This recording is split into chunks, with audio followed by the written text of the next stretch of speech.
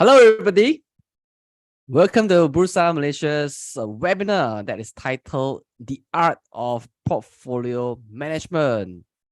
And this webinar is brought to you by Bursa Malaysia, managed by our company, LifeChamp.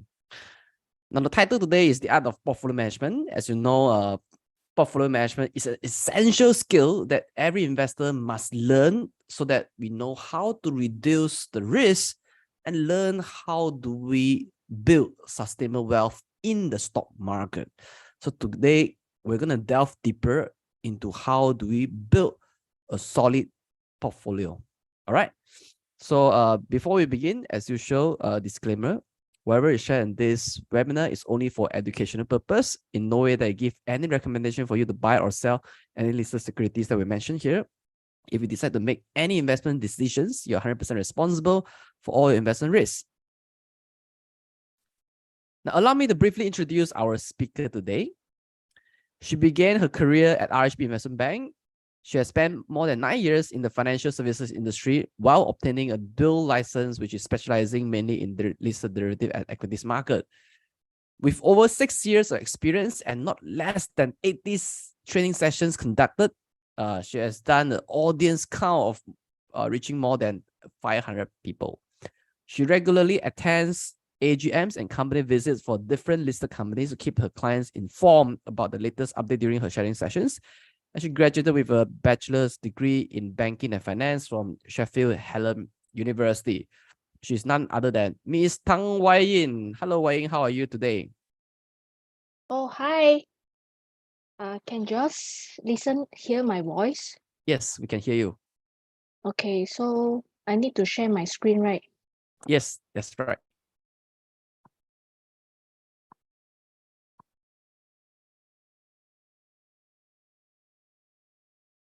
Can you just see the screen now? Yes, we can see your screen. Once you go full presentation mode, that'll be very helpful. All right, perfect. Okay, is that okay? Yes. Okay. Hi, good evening, everyone. Hi, my name is Yin. Thanks for joining me on today's session. I would like to have a brief introduction on myself before I start today's session. So for those who joined me before, please pardon me. I have nearly 10 years experience in the industry. Unfortunately, the market never goes up. I joined during, which is the red color box over here, the cursor. And working with my clients in the stock and futures market has helped me to quickly accelerate my learning curve in investing and trading. At the same time, attending AGM and corporate visit let me stay up to date with the company's operation, their financial performance, and also on their future plans. This exposure helps me give me the opportunity to network with other investors, analysts, and company representatives as well. After our company visits, right, we usually post writes up on our Facebook and Instagram pages, and recently we have our WordPress page as well. If you are interested, please feel free to check out our social media pages. Okay? And before I go into the topic of today, if you all have any question, you all can type in the chat box. My group member will help to answer on your questions, okay? Okay. The topic today is the art of portfolio management. I believe most of you are familiar with the traditional 60-40 asset allocation portfolio approach or the Ray Dalio all-weather portfolio. The traditional 60-40 portfolio involves investing 60% of our fund in the stock market, while the remaining 40% in the bond market. This allocation is then rebalanced every year to maintain the desired ratio. The 60-40 portfolio combines the growth potential of stocks with the stability of bonds, which tend to be less volatile than 100% invested in a stock portfolio, but it also offers lower return. Unfortunately, during last year, which is year 2022, both stocks and bonds dropped in value, resulting in the traditional 60-40 portfolio losing nearly 17% compared to the S&P market drop 18%. Why the portfolio dropped so much is because the Federal Reserve raised interest rate after decades of keeping them low and relatively stable. And this performance marked the worst since the year 2008 financial crisis. In hindsight, investing in a 40% of our portfolio when the yield is less than 1% may not be the best idea for us. Therefore, we believe that having a dynamic asset allocation approach, which can adapt to the market changes and seize opportunities as they arise, may be a better alternative compared to the traditional 60-40 asset allocation strategies that involve setting fixed allocation for different asset classes and maintaining them from time to time. Okay, now, so before I go into the detail, let's do a quick test. Okay, now, let's assume we are somewhere in history with 100,000 capital to invest for the next 10 years. And we are not allowed to do any trades in between these 10 years. We have two portfolios to choose from, which is option A, a portfolio 100% invested in the US stock market, and option B, which consists of 25% investment in 4 different asset classes, which is US stock market, emerging market, long-term treasury, and gold. Okay, now, based on the information I am about to provide you, you can decide whether you want to choose option A or option B. Okay, first information. This is the chart that divides the MSCI Emerging Market Index by the MSCI World Index. When the ratio rise, emerging market outperform developed market. When it falls, developed market outperform emerging market. In this scenario, we are at the peak over here. This is the first information. Okay, now second information. S&P 500 during that time, their forward earnings yield is 4%, and the 10-year treasury yield is 6.5%. This is the second information. And the third information is S&P 500 to gold ratio. This chart tracks the ratio of the S&P 500 market index to the price of gold. The number tells you how many ounces of gold it would take to buy the S&P. So with these 3 information given, which option will you choose? Option A or option B? You all can type your answer in the chat box.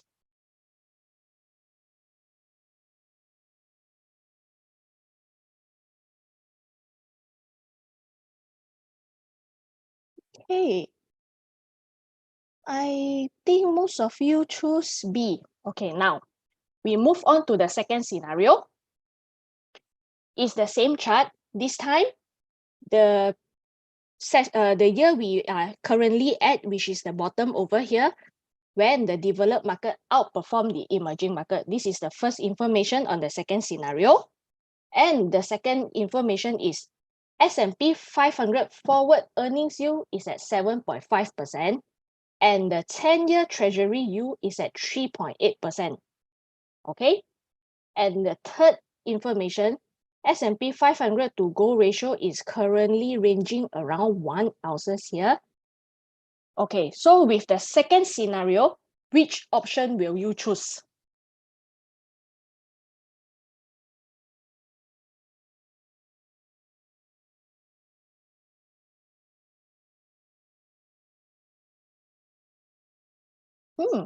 Most of the people choose A on the second scenario. Okay, now, this is the answer. Ta-da! In scenario 1, we are in the beginning of the year 2000, which we encountered the dot-com bubble during that time. And unfortunately, the S&P market experienced a lost decade afterwards. Option A, which was a 100% portfolio invested in the US stock market, didn't perform well over the next decade until year 2009. However, option B managed to grow at a remarkable rate of more than 8% per year, turning the initial 100,000 capital into an impressive 231,000 by the end of the period. Whereas in scenario 2, the starting date was from year 2010 2010, following the S&P lost decade. Interestingly, this time, option A outperformed option B over the 10-year period. Okay, so you know your just now what you choose is correct or wrong already, and the result is here. And okay, now over the past 100 years, the stock market has averaged 9% return per year. However, it's essential to understand that this does not mean that the market implies a consistent 9% annual increase.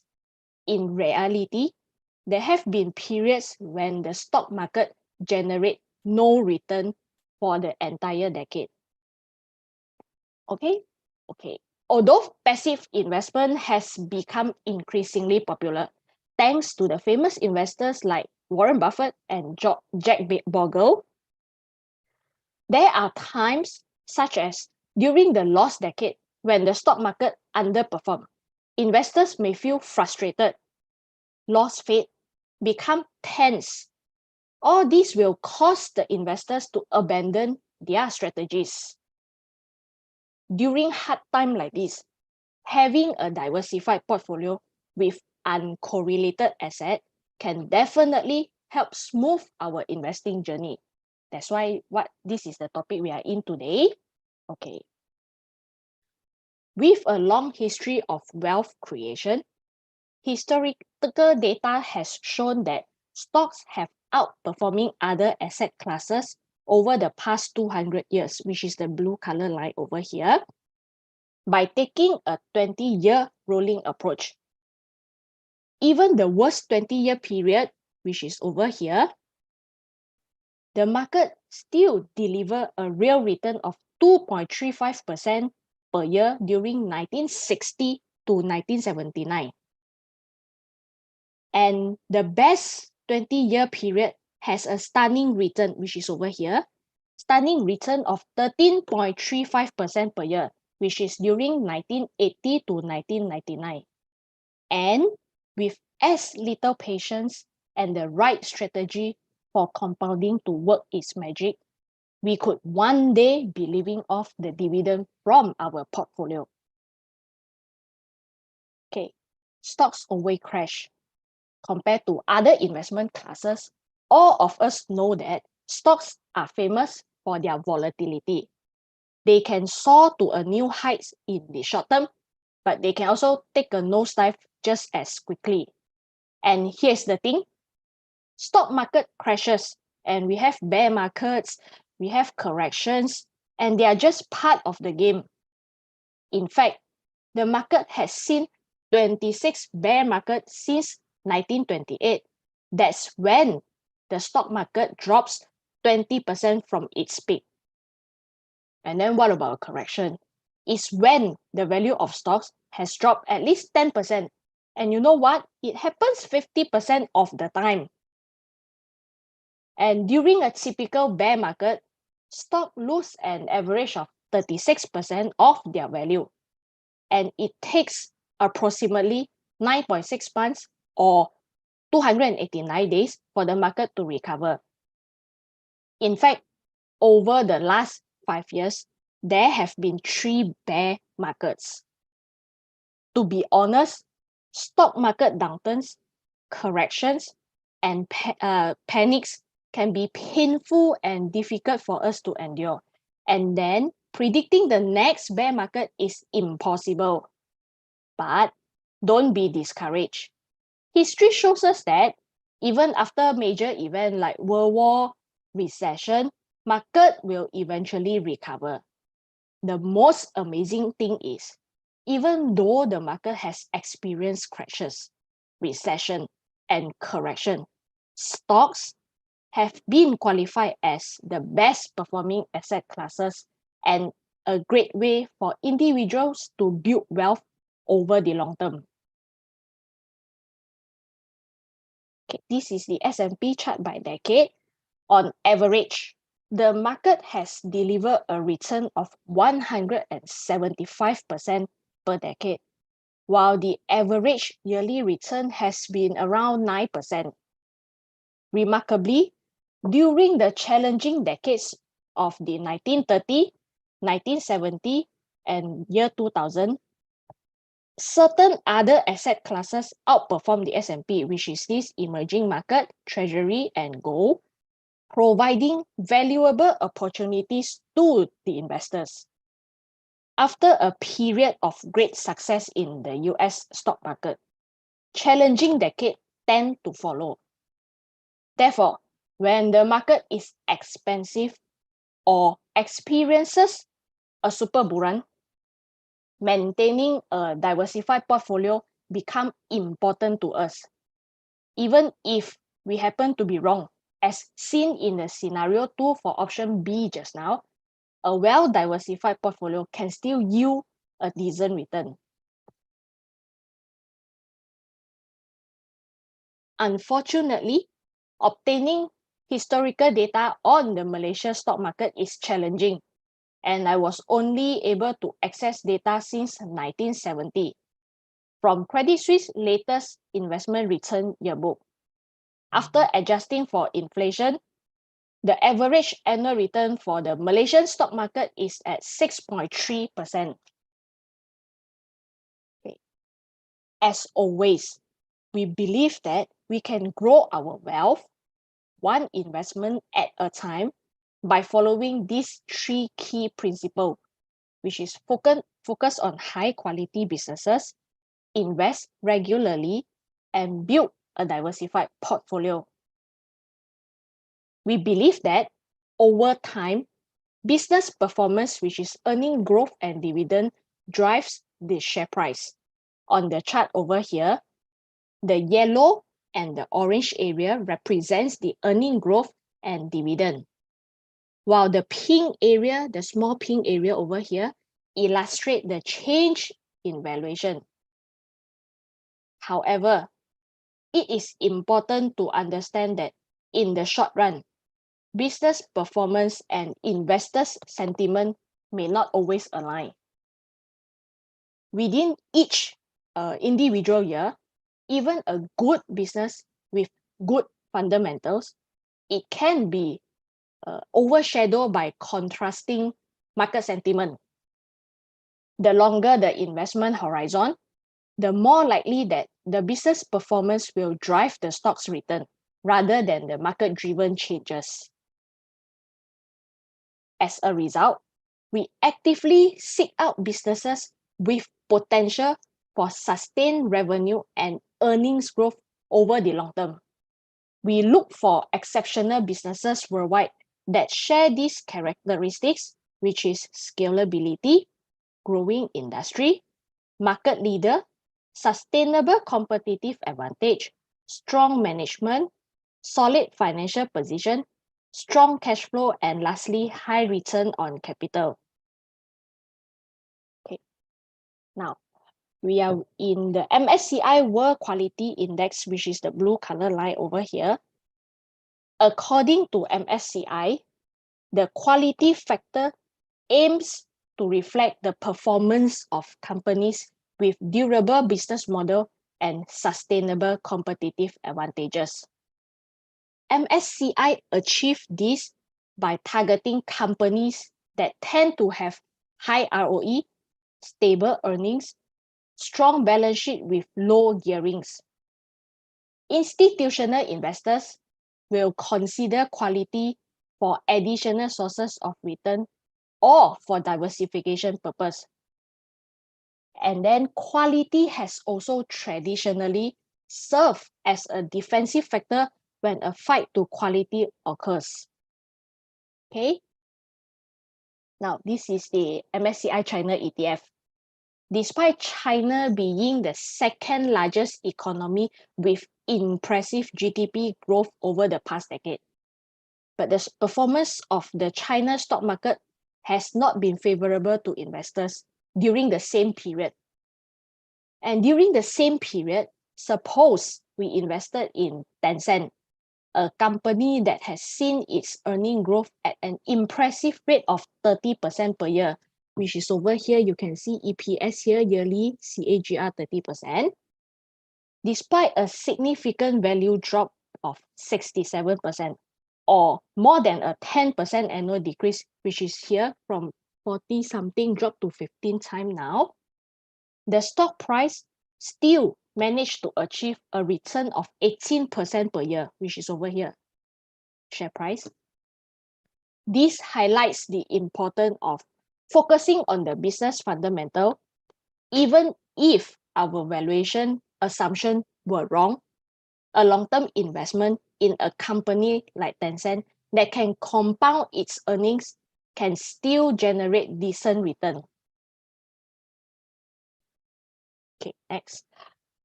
Following the subprime crisis in year 2008, US implemented QE, which is quantitative easing, and cut interest rates to stimulate the economic growth.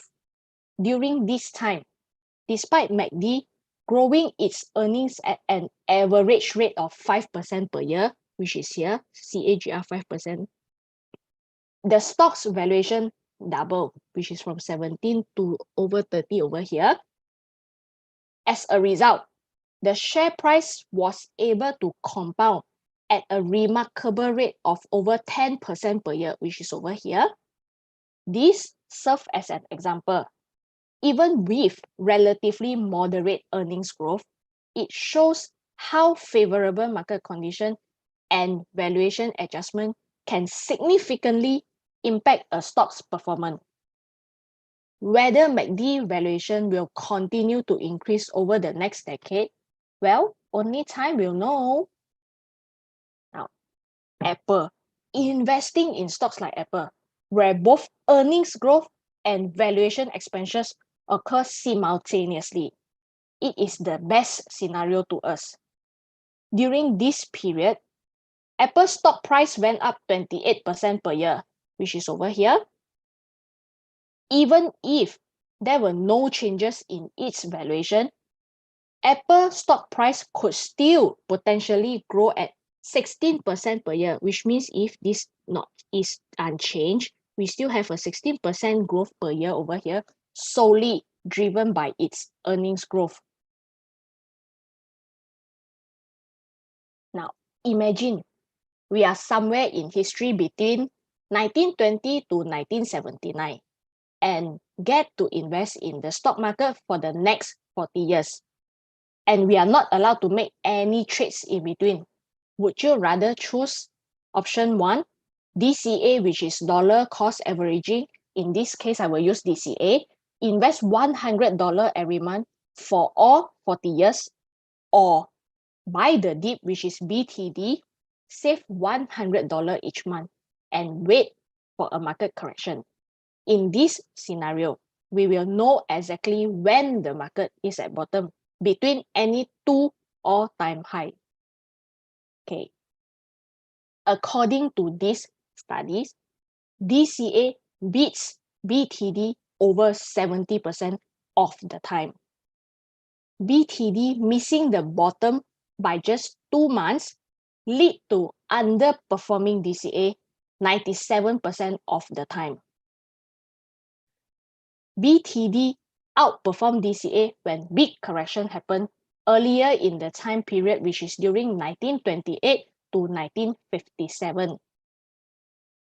Generally, BTD underperform market most of the time.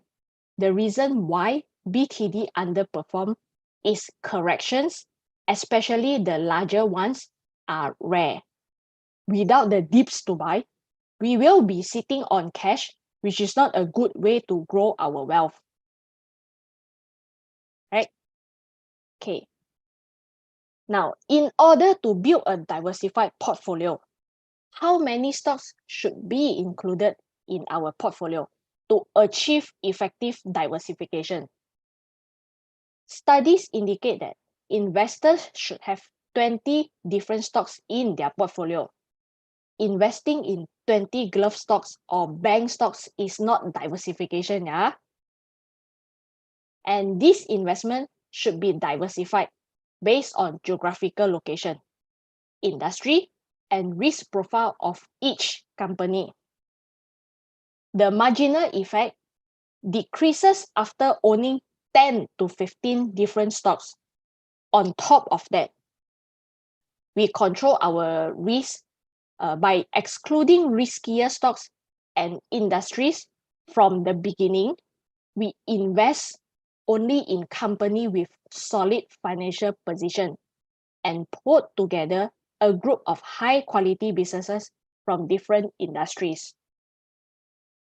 A well-diversified portfolio reduces our exposure to a single stock, single industry, or country, making our portfolio more adaptable to unexpected events.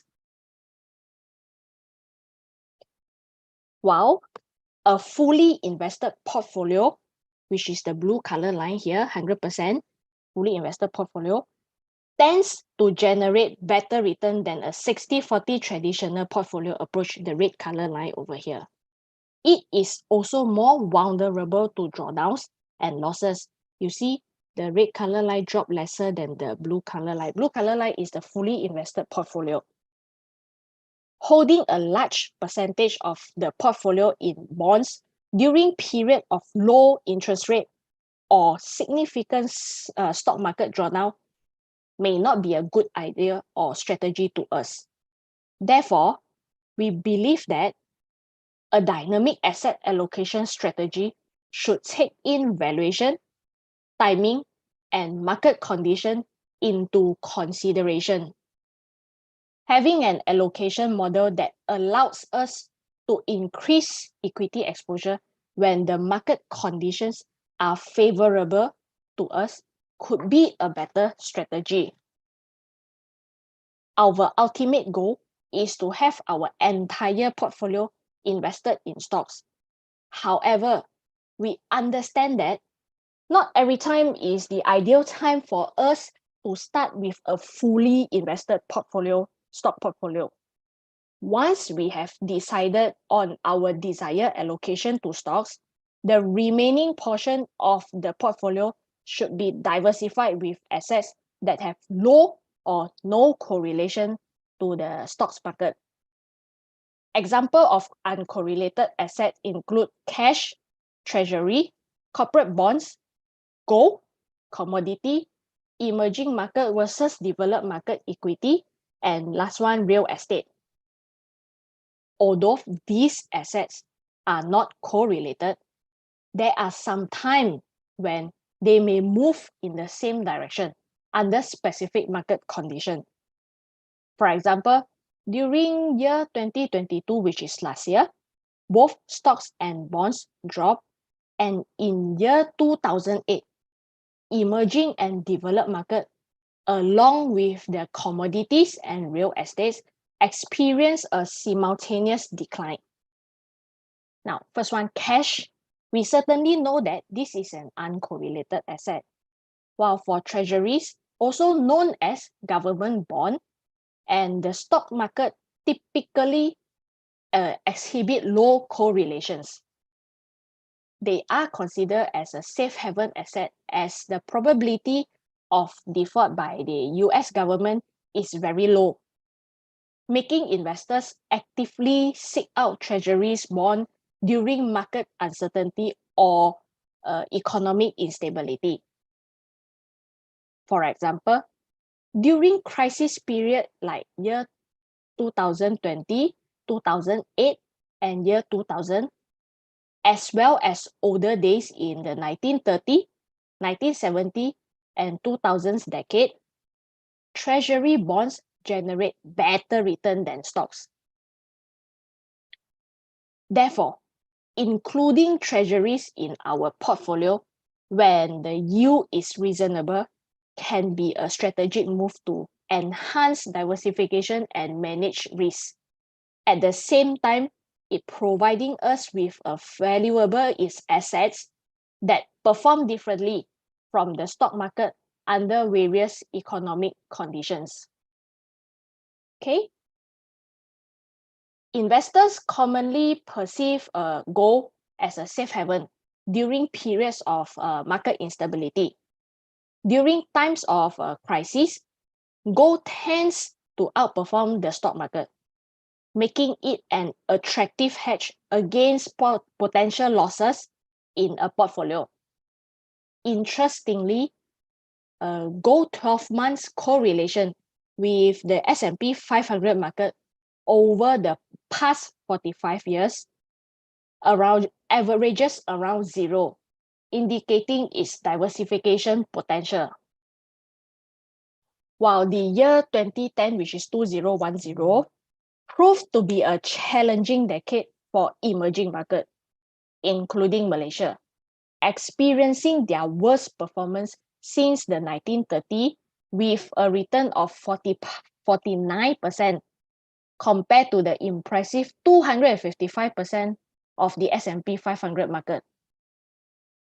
But investment in emerging market come with risks, including political and economic instability, regulatory risk, poor corporate governance, liquidity risk, social and environmental risk.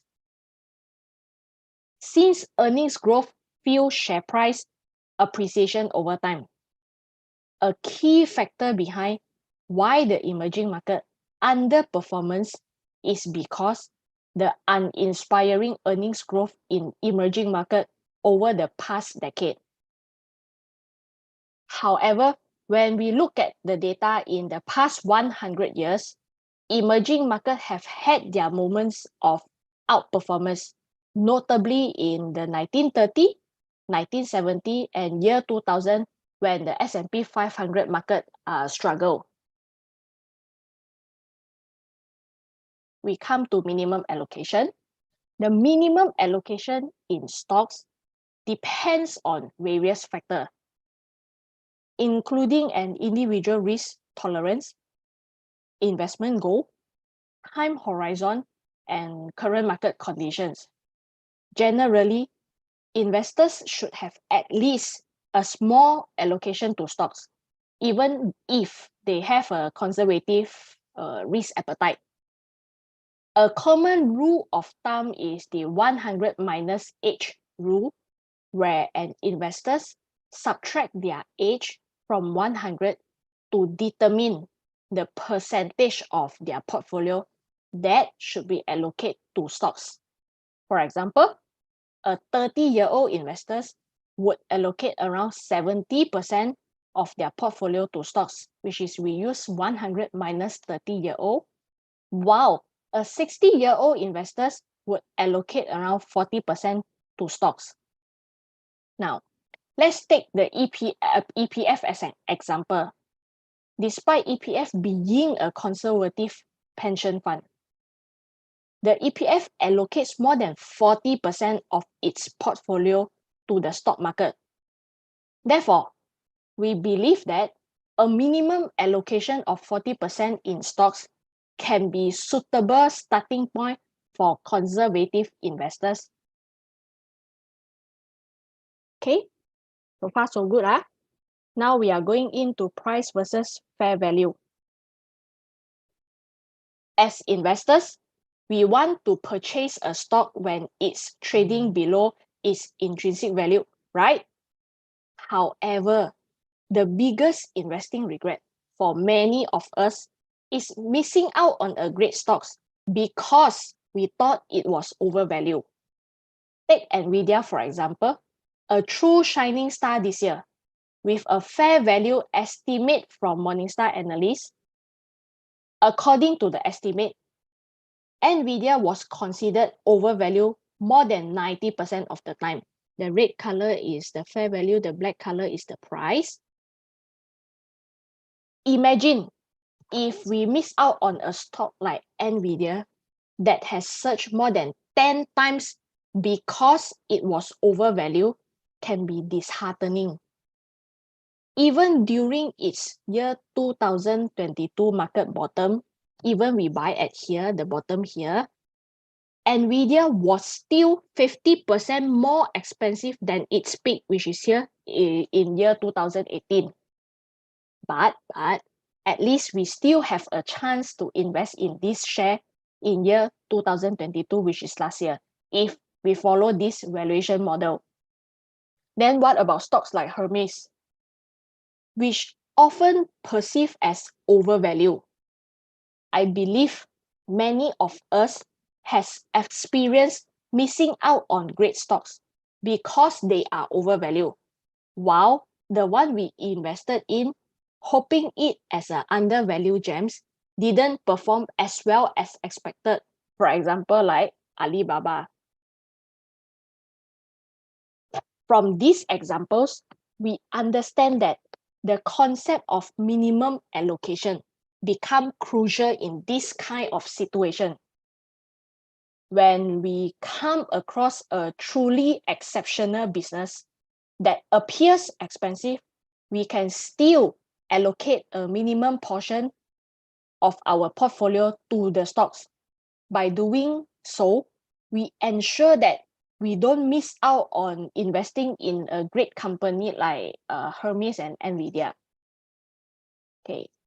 Given that Morningstar doesn't cover Malaysia stocks, we simply use a 15x PE ratio to estimate the fair value of these stocks in this scenario. You probably heard someone or some people preaching the golden rule of PE must be below 10 times lah. Okay, which in this case, we indicate that 15 times PE is considered to be expensive. This example shows that stocks with good earnings growth may appear expensive, which is like Vitrox and Inari, while the so-called value stocks are often priced below or priced lower for specific reason, which is like SEMA, CIMB, Astro, OSK. From all these examples given, what we want to emphasize is that regardless of whether the valuation is expensive or cheap, we still aim to maintain a certain exposure in those selective shares. We may not be able to predict whether the expensive stock will become even more expensive in the future, but we can mitigate our risk through better allocation method, ensuring that we don't miss the opportunity to own a stake in the quality businesses within our portfolio. Now, in this scenario, we can adopt a dynamic allocation strategy, which is from the slides here, allocating 40% when a stock appears to be expensive, 60% when it seems reasonably priced, 80% when it's undervalued, and going all in 100% when it is exceptionally cheap. For those who prefer a balanced approach and don't want to go all in on Alibaba or just minimally allocate to Hermes and NVIDIA, the equal allocation over here can be the strategy or the best way for you to go. This approach involves dividing the investment capital equally among these stocks. So now, let's take a look at this table. And assuming you are holding 100% cash now, and you don't know how much to allocate for each shares. So for stock A and stock B, which is considered to be expensive, based on the valuation model just now, we would be allocating 40% on these stocks, which is 8,000 each for stock A and stock B. While for stock B and stock C, which is considered cheap, we will allocate 80%, which is 16,000 each on stock B and stock C. Last one, which is stock E, considered to be reasonable, we will allocate 60%, which is 12,000 on this share, and we will end up invested 60,000 of our money in this portfolio, And therefore, we are 60% invested our fund in this portfolio now. 60%. Okay. And for the investors who prefer equal allocation, now take a look at this real case study, which we use a simpler method to determine equity allocation based on valuation. This helps us avoid an overexposure to slow growth stock that may appear cheap, like Maybank, and ensure that a balanced allocation to high growth stock that tend to be expensive, which is like Vitrox. Every year, we select the top 10 quality stocks from different industries. These are the companies that most of us are familiar with. Unfortunately, we don't apply the same strategy for Malaysian stock because there are limited numbers of industry experiencing a circular growth. And this list, we have Apple, Microsoft, Google, Visa, LV, Moutai, L'Oreal, Alibaba, MACD, and S&P Global. And this is the stock list we sent out at the beginning of this year. And we have almost the similar, but we replaced the Alibaba with NVIDIA. This is because NVIDIA, Alibaba ROE is declining. That's why we replace it with the NVIDIA. Okay. Now, basically, our strategy is very straightforward. If a company forward PE is below its 5-year average PE, we consider the valuation reasonable. The minimum allocation for this approach is 50%. So, when 7 out of 10 stocks are trading below their 5-year average PE, we allocate 70% of our portfolio to these stocks equally. If only 3 out of 10 stocks meet this criteria, we allocate 50% of our portfolio, which is the minimum allocation for this approach. With this approach, we can increase our equity exposure when more stocks have reasonable valuation. Okay? Throughout the years, there were 7 stocks trading below their 5-year PE, average PE, at the end of year 2017, 10 in year 2018, 6 in year 2019, 4 in year 2020, 5 in year 2021, and 10 in year 2022 after the bear market. Therefore, if we started our portfolio in the beginning of year 2018, we would allocate 70% of our portfolio into these stocks equally, which is these stocks equally. Yeah. Okay.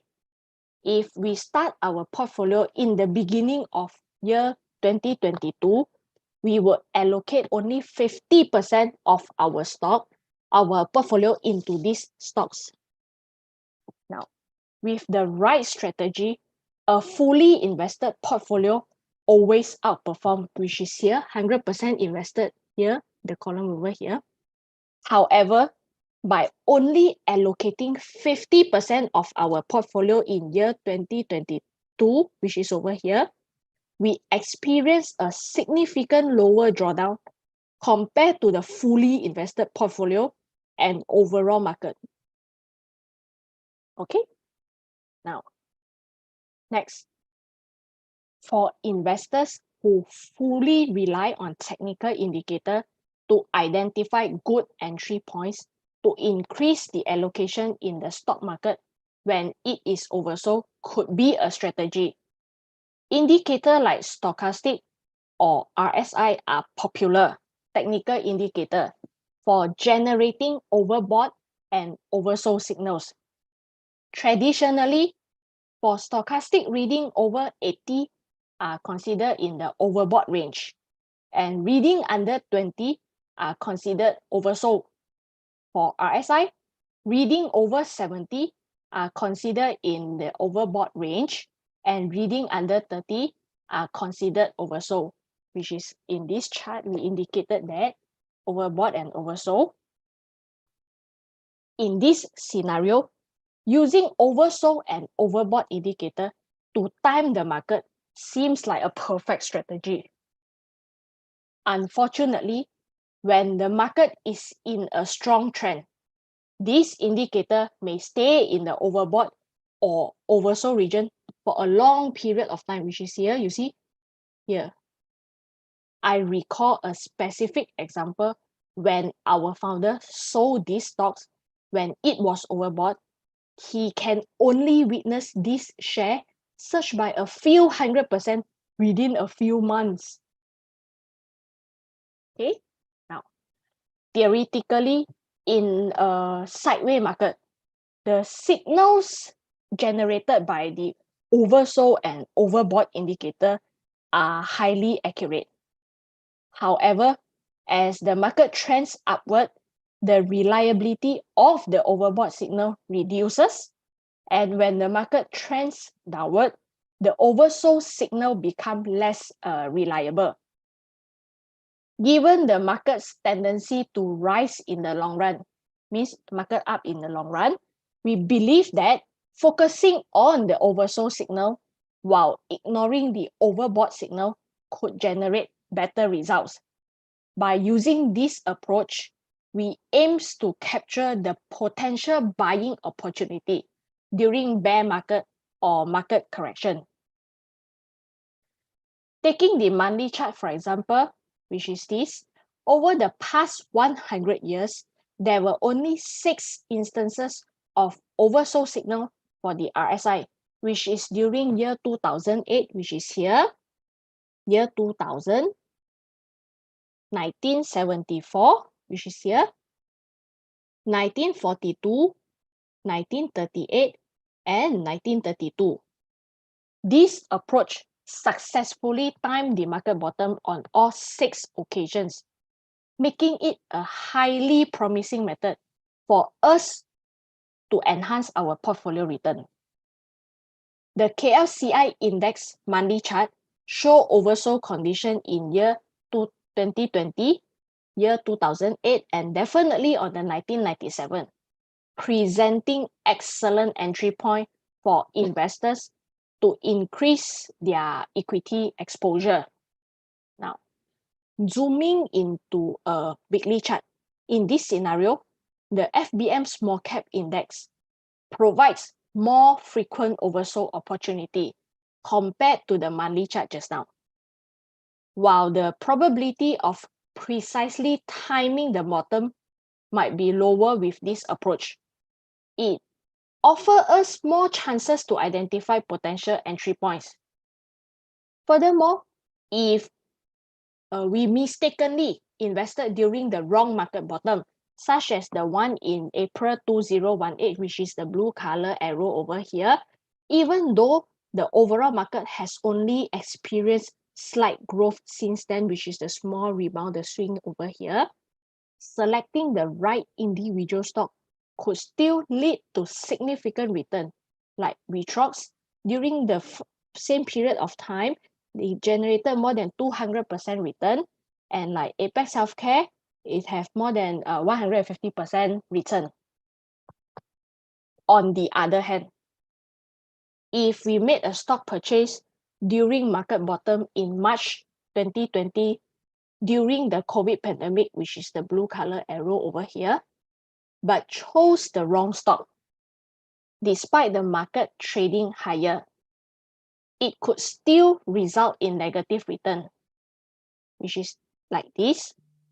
This emphasizes the crucial role of stock picking. It is important to note that the markets spend most of their time outside the oversold region, waiting solely for oversold signals to happen on the monthly chart since the 80s would have resulting in a significant opportunity cost. This highlights the importance of having a minimum allocation strategy in place by maintaining a basic level of exposure to equities, we can capitalize on potential opportunity so that we don't miss out on the long-term growth potential of the market. If you prefer not to study company valuation or analyze chart, this minimum allocation plus drawdown model might be the perfect strategy for you. The concept is to seize opportunity during market downturn by increasing our stock market exposure. Let's say if our desired minimum allocation for stock is 50%, when the stock market experiences a 10% drawdown, we can increase our equity allocation in our portfolio to 60%. In the event of a 20% drawdown, our equity exposure can increase to 70%. Understand? During significant financial crisis with drawdowns exceeding 50%, like those in year 2000 and year 2008, our portfolio would be fully invested in stocks. This flexible strategy allows us to take advantage of market opportunity compared to the traditional 60-40 portfolio approach. Okay? Now, let's take a look at a real case study.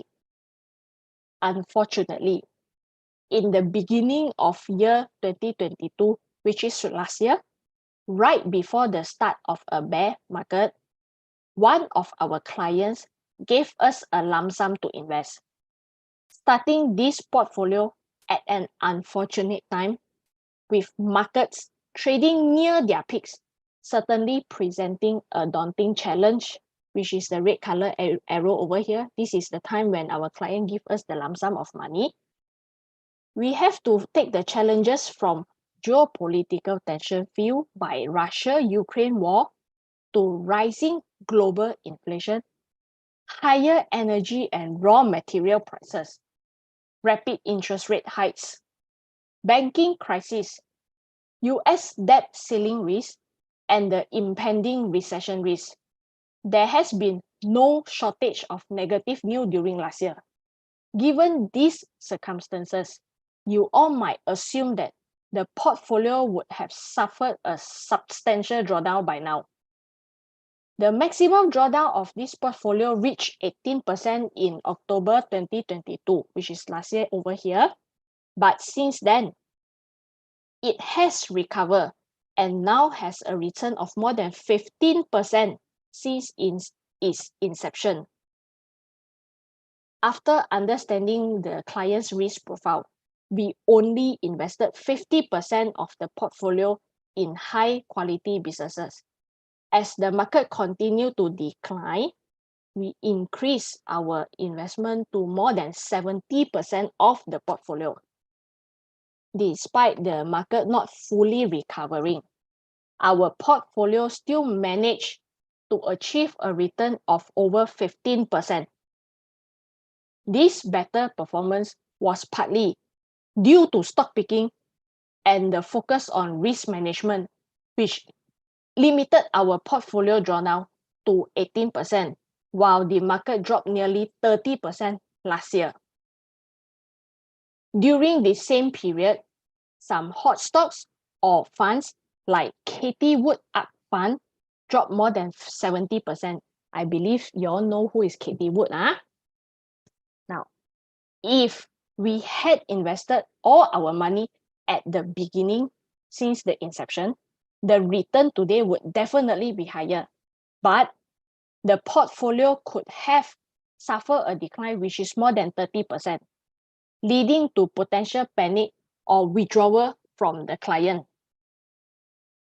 Therefore, our commitment to risk management play a crucial role in getting through uncertain market conditions.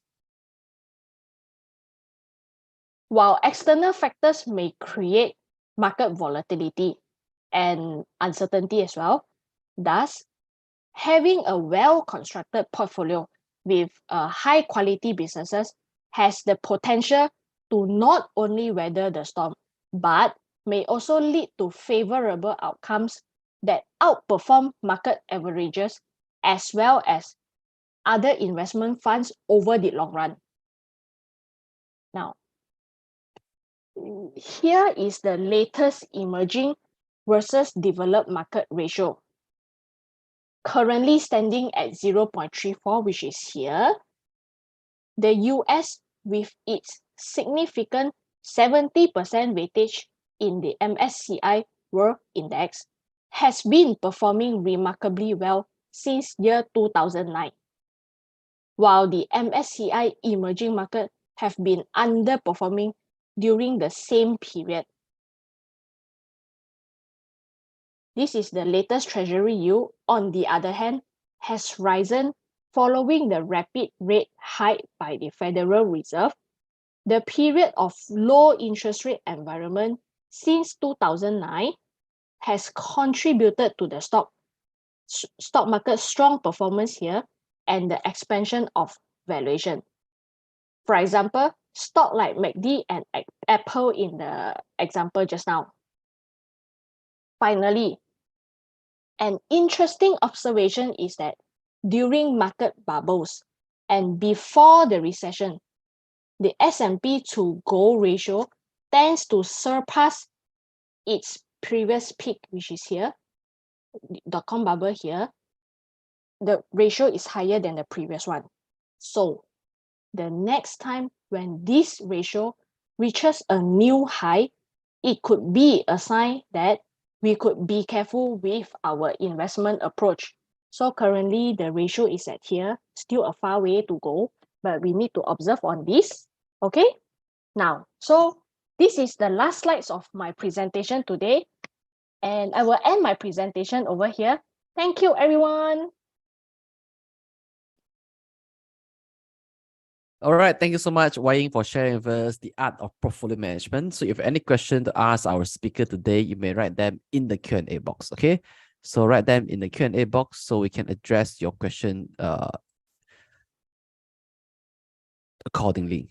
All right?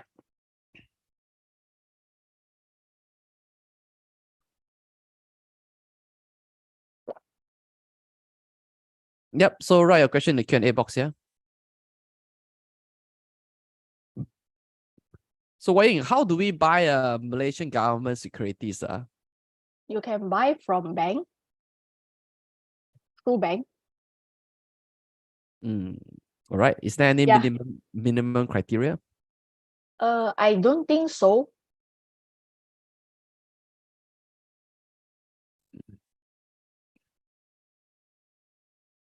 All right. So I think that would have answered the question.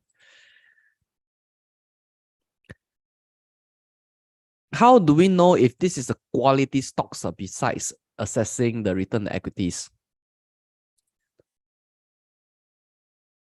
Yeah, one moment.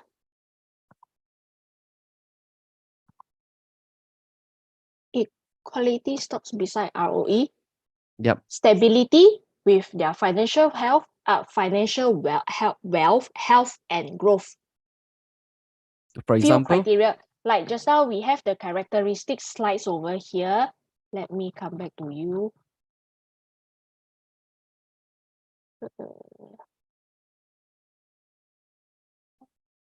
This one, high quality business.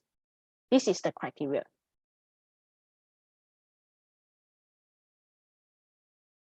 All right. Yeah, and with a few years of high ROE, which means they maintain their ROE at the high side for a few years, continuously for a few years. Okay. Thank you so much, Wai Ying. Hope that answered the question by Jia Bei. Please write your question in the Q&A box. Don't write that in the chat box. Okay, write them in the Q&A box. The next question by Kok Wing is to fulfill the allocation. Do you have any recommendation for any ETF?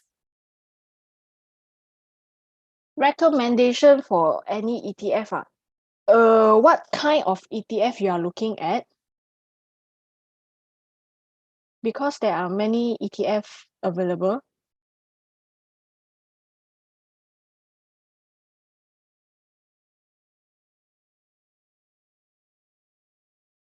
Malaysia, we normally,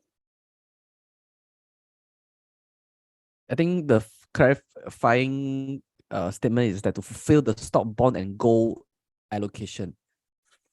I think on Bursa Malaysia, we have a handful of ETF. We have a gold ETF. They're listed yeah, on Bursa Malaysia that's issued by Trade Plus. We also have a bond ETF that's listed on Bursa Malaysia. And we have quite a number of stock ETF. Yep, that you can consider. They are listed on Bursa Malaysia. So on Bursa Malaysia, our selection of ETF will give you exposure not only to the Malaysian equity markets, but also give you exposure to the bond market, commodity market like gold, and also the foreign stock market. Okay, it can give you exposure to American stocks and also give you exposure to the Chinese stocks. yeah, Right. for So the Wing Lam, right? To fulfill the stocks, bond, and gold, you can get gold as GLD ETF, and the TLT for the emerging market, which is a long-term treasury, is TLT, and emerging market you can get EEM, the ETF. What platform? So the next question by Edmund is, what platform do you use to do valuation of Malaysian companies? Normally we will use Bursa Marketplace, which is available by Bursa. Yeah. How do you use Bursa Marketplace to know the valuation? They have the calculation and the research report over there. One moment.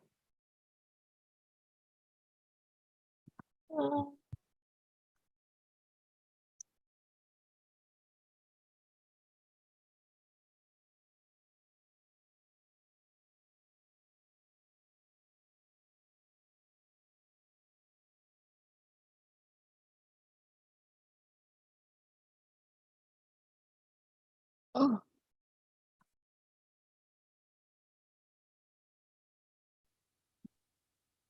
you can come to the analyst consensus.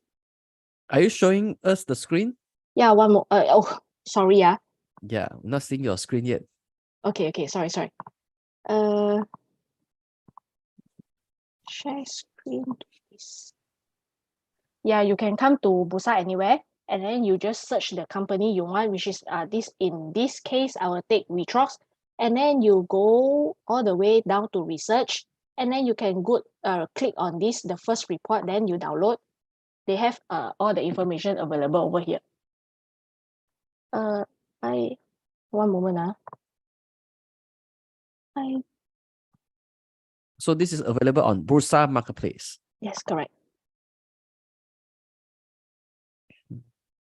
Which is here. Can see? Yeah, all the complete information will be here. From the 5-year return, 1-year return, and then here you have the earnings fundamental, all the rating score will be here. And the competitor as well, their peer analysis over here. There's around 10 pages, so you can read out from here. Do you know who produced this report? I don't know, maybe from Bursa. Because it's posted from at the Bursa. The Refinitiv, which is here, there. Data Refinitiv. Yeah. Yeah. That's the page we use for the Malaysian stock. All right. So the next question by Kelvin is that, are there any free resources where we can see the trend of sectors' performance? One moment. We use RHB TradeSmart chart to look at the historical chart for each sector. So basically, I believe most of the platform do offer this as well, right? For Malaysian stocks, you can click on each sector chart to read on the chart. All right.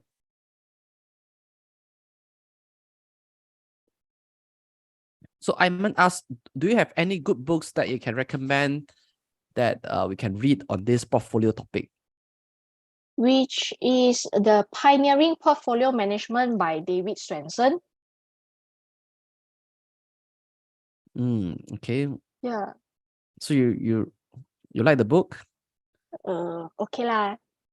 You all can read through if you all wanted to have a better understanding on the portfolio management things. Yeah. All right. Thanks so much, Wai. So any other questions? Please write your question in the Q&A box here. We have another 15 minutes.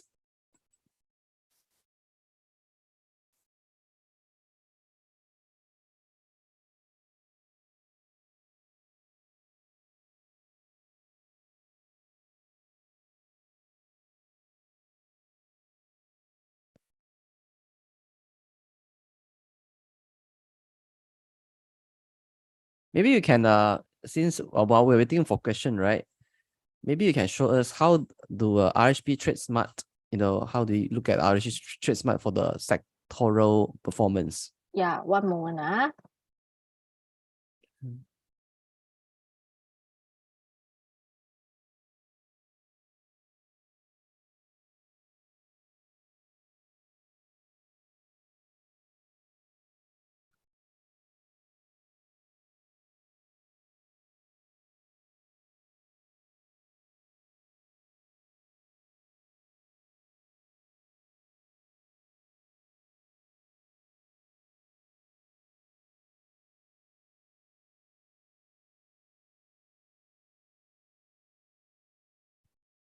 Okay, this is the chat, the RHP trade smart page. You all can see, right? Can is my screen sharing on we can this? see it. Yes, we Yeah. can see it. Okay. So you can go to here and then you go to the sector and then you just click it, or you can directly go to the advanced charting. And then you just technology. So the whole technology index will be available. If you prefer for the property, so you choose property and the whole sector index will be available. Like that.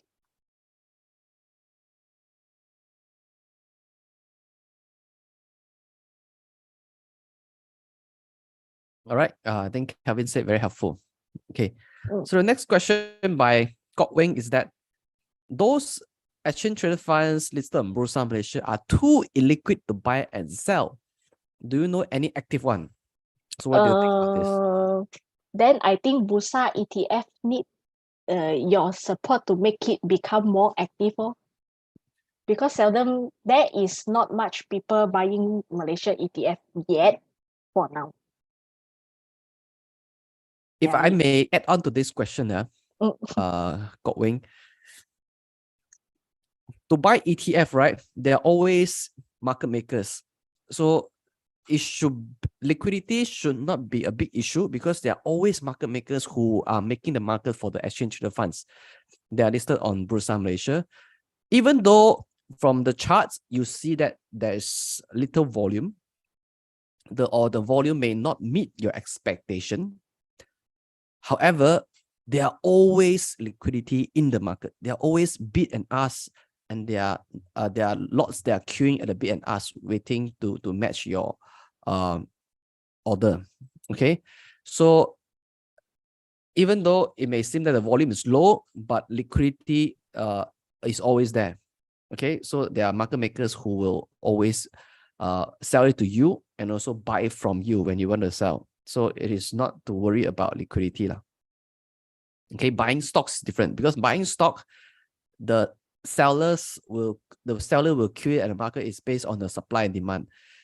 All right, but buying ETF or buying structured warrants, the product itself have market makers who will queue the bid and queue the ask for you at a fair price. All right. So you don't have to worry about the liquidity that much, unless you buy in huge volume. Then of course that may be a concern. Next question by William is that which of your portfolio strategy can be used to generate higher returns in the current Malaysian market? I think still back to the same criteria, which is high quality businesses that I have mentioned just now. Yeah, and how and when to filter out the asset when it is not performing is when the specific counter or the stocks does not meet any of the criteria anymore. Where, for example, like when the ROE fall below the required level, then we will remove that, or when the debt is becoming too high in a sudden, or when the revenue is not growing. All right. So when they don't meet your performance criteria. indicator, then you remove them lah. Correct. Okay, hope that answer your question. Kelvin, next question is, notice that most ETF price is lower than the, and I think you mean NAV, right? Or NTA. Okay, it's written NTA, but I think he means NAV. But not much price movement. So am I right to say that there is opportunity cost by sitting with Malaysia ETF? So what do you think? I'm not an expert in the Malaysia ETF. Shane, can you help me to answer this? Well, the ETF price is not necessarily the same like the NAV, but if you buy mutual fund, then the price you buy and the price you will sell will likely be the NAV. Okay, most of the time it will be the NAV. But because ETF is listed on the exchange, so they always trade at premium or at discount to the NAV. So if you notice that the price is consistently lower than the NAV, it means that it is consistently traded at discount. So some people may see that you always buy this fund at a discounted price. So one day when the market realizes the true value, it may be trading at the NAV or slightly above the NAV. But if the price is lower than the NAV in a wide margin, chances are there will be some arbitraging that will make the ETF price come closer to the NAV. Okay, so the most important consideration when it comes to the ETF is whether you are buying the ETF that meets your investment objective or not. So if the ETF investment objective is to give you exposure to this sector, to this market, if it meets objective, then I think you can consider that lah. So that's the primary consideration, whether this ETF can help to complement your portfolio construct or not. So that is the main consideration. Okay, then of course the next is to observe and monitor the performance, see whether it meets your performance or not. Okay, do they mirror the index to as much as possible or not? Because sometimes the tracking error could be a bit big. So your job is to ensure that the ETF that you buy closely tracks the index as close as possible. If not, then maybe the portfolio managers are doing a lousy job, or maybe the ETF is constructed using a manner that is not full replication. Okay, so this is how the ETF is constructed. All right, so I think that would be a better consideration. Okay. Hope I answer Kelvin's question. Wong like to ask, does the portfolio be just Malaysian stock market only, or we need to add foreign stocks for better diversification? So what is your view, Wai? I think this is on personal preference. To me, I would prefer to add in some foreign stock for better diversification. Yeah, so this is up to you whether you want to include foreign stocks in your portfolio or not. All right. So I think leave it to you lah. Of course, if you have foreign stocks, then you may have the currency risk. Okay. Sometimes the currency risk will move in your favor. Sometimes the currency risk may move against you. So bear in mind of that. Saucy would like to ask, other than RHB TradeSmart, does CGS iTrade has this feature, sector trend? I'm not familiar with the CGS platform. I think you can refer back this to your remisier or your dealer. Yeah. All right. Thank you, Wai Ying. The next question is, would buying ETF be a better portfolio management than just purchasing I think you missed several out on the individual other stocks? one, which is from Edmund. Is it? Okay, let's take one question first, okay? Do you see the question? Would buying ETF be a better portfolio management than just purchasing several individual stocks in the long run? I think this is very personal as well. It's on your personal preference. Yeah. My view is that if you have time to do stock picking, then of course you can do direct investing yourself. But if you've got no time to monitor the stock development, read about the market, understand the market development, then buying an ETF, which is through passive investing or indirect investing, might be a better option because you may not have the time to follow through with the stocks that you have bought. Then better pass your capital, your money to a experienced portfolio manager to get them manage it for you. That's my opinion. Yeah, Okay. and in the US, right, a low-cost index fund can outperform like more than 90% of the investor. That's why it become quite popular or famous there. But personally, I think I prefer to pick stocks because beating the market is quite fun. Yeah. The satisfaction. Yeah. Thank you, Wai Ying. So Edmund asked this question: why is FPM KLCI limited to 30 stocks? In the America, S&P 500 consists of 500 companies. This is because the market cap has already covered a large percentage of the free float adjusted market cap in Malaysia of these 30 blue chips counter lah. So the market cap of these 30 stocks already, which is take up quite a big portion already. Yeah. All right. So it appears that we have addressed all questions on our panel today. So thank you so much, Wai Ying. Thank you. Okay, let me go to my slide.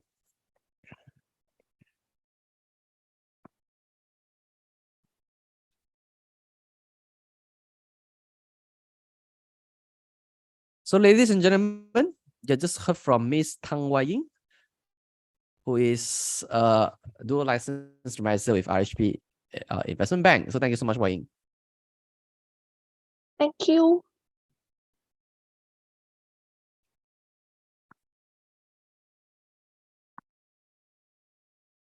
All right. So if you haven't checked out Bursa Academy, you may head over to www.bursaacademy.bursamarketplace.com or scan the QR code here at the bottom right corner to take you to Bursa Academy. So Bursa Academy is a comprehensive one-stop e-learning platform that aims to provide investors with a continuous and holistic learning journey. It is simplified, user-friendly, and accessible anywhere, anytime, at your own pace. So on Bursa Academy, you can access financial resources such as financial investment articles, investment quizzes, investment coursework, investment videos, and even can join the investment webinars for free. So if you miss any of the webinars, you can also watch the recordings on Bursa Academy. If you want to trade leverage inverse ETF, you can visit Bursa Academy to sit for the modules to pass the, to get a certificate for you to trade leverage and inverse ETF. Because to trade sophisticated product like leverage and inverse ETF, you will need to prove that you have enough experience and you have enough knowledge about the products before Securities Commission of Bursa Malaysia allow you to trade them. So on Bursa Academy, you can sit for this assessment quiz to obtain the certificate. And once you got a certificate, you're allowed to trade the leverage inverse ETF. For our next Bursa webinar, it is titled Intermarket Analysis sebagai roadmap kepada pergerakan harga saham. So like the title suggests, it is going to be conducted in BM. All right. So it's happening on next Monday, 14 August 2023, 8:30 to 10 p.m. So if you want to register for this webinar, please click the link that I've just given you in the chat box so that you can reserve a spot for this webinar that's happening next Monday. Okay, you're going to learn how does intermarket analysis work and how do we use it as a roadmap to for us to track and invest in the stock market. So with that, I would like to thank all of you here for tuning in until the end of this webinar session. Hope that you gain enormous value from this, the art of portfolio management. So thank you so much, Wai Ying, for doing this segment for us. I hope to see you all in our next webinar. Bye-bye. Thank you. Bye-bye.